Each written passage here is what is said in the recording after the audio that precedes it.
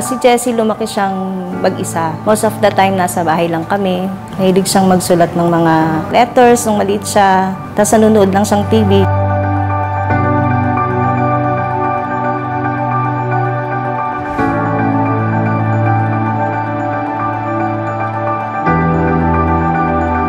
Lumaki siyang mabait. Marami siyang nagiging kaibigan. Approachable siyang bata. Matalino siyang bata. Kaya niyang makisabay sa ugali ng bata at saka ng matanda.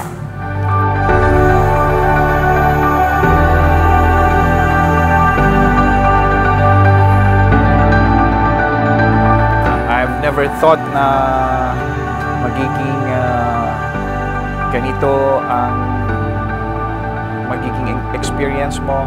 Kasi wala sa mga kapatid ko na kapag celebrate ng 18th birthday na ganito, kasi puro lalaki yung kapatid ko.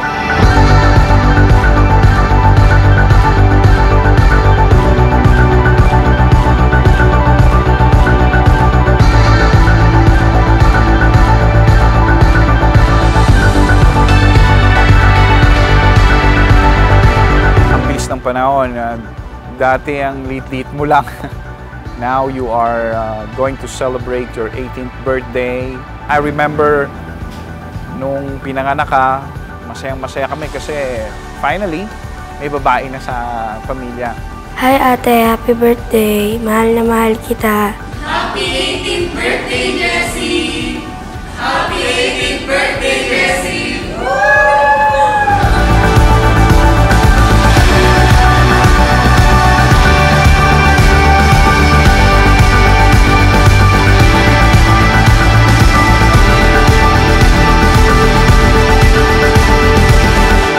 Study very hard, and I don't want you to experience what we have experienced when we were young.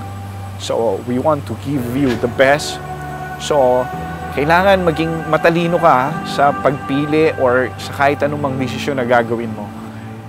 Minsan may goal tayo, pero hindi madalas na nangyayari yung gusto nating mangyari.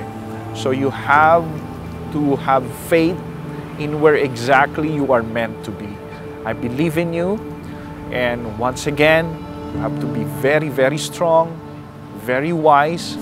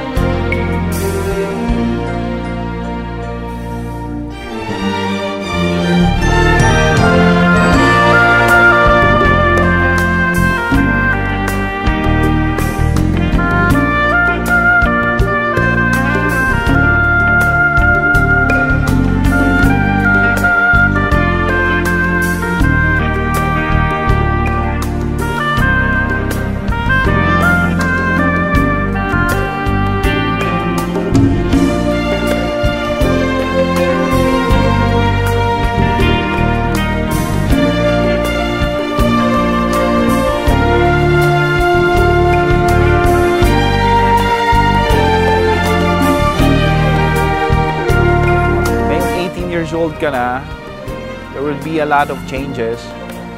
Legally speaking, you are now capable of entering into any contract. Sabi nga nila, di ba? You don't need our consent anymore. But I want you to be very, very wise and very strong.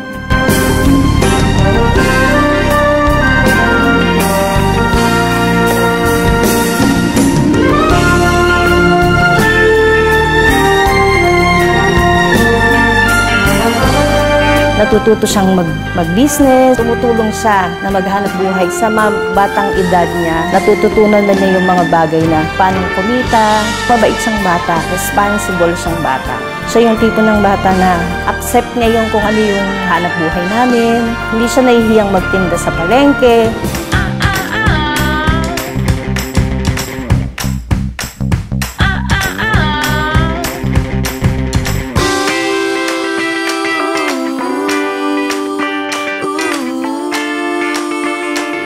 Thank you kasi lagi kang andyan sa amin, ng pati mo, ng daddy mo.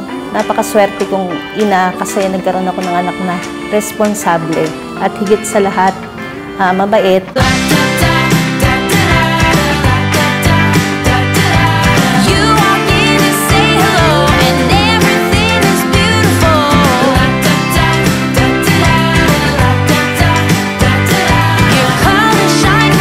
Mabuti ka pang bata.